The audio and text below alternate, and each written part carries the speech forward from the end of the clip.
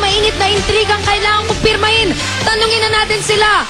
Barbie Forteza, Joshua Dionisio, Jake Vargas, Bea Binele, Joanna Marie Tan, Lucho Ayala, Gracie Henson, and Mark Castillo. Hi, guys! Hello, guys. Good afternoon. Ito pinakapayat. Pinakapaborito mo.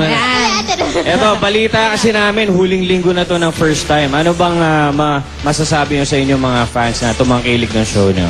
May katotohanan ba to? Ano to? Siyempre, nakakalungkot kasi simula series sila yung kasama namin.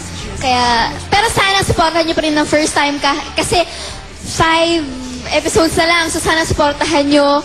At nagpapasalamat kami sa aming first time family, si Madam Otep, creative team, Kit Villanueva Langit, si Sir Rams David. Maraming salamat po kay Direk Andoy, kay Direk Mark. Maraming salamat po sa lahat na sumusuporta at fans ng first time. Thank you so much po. Yun. Thank you. Eto, gusto ko lang tanungin to, Julia. Si Basti kasi, sino bang makakatuluyan mo dito talaga? Yun nga eh. Feeling ko, eto. Si Gracie?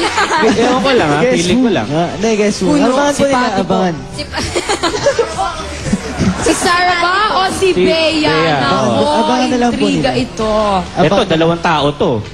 At least, di ba? Guys, ano yung pwede namin talagang pakakaabangan pa sa first time? Siyempre sa huling 5 days ng first time, maraming revelation na mangyayari. So dapat hindi nyo papalampasin ang isang araw ng first time. Dapat abangan nyo talaga dahil napakaganda ng ending ng first time. Nung pinanood namin yung preview, nakakamangha. Hindi mo in-expect.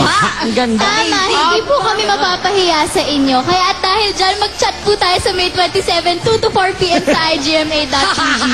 Tandaan Ang galing, nyo yan. Chat po tayo. Maganda yan. Okay, thank you. Thank you po. Thank you, guys. First time.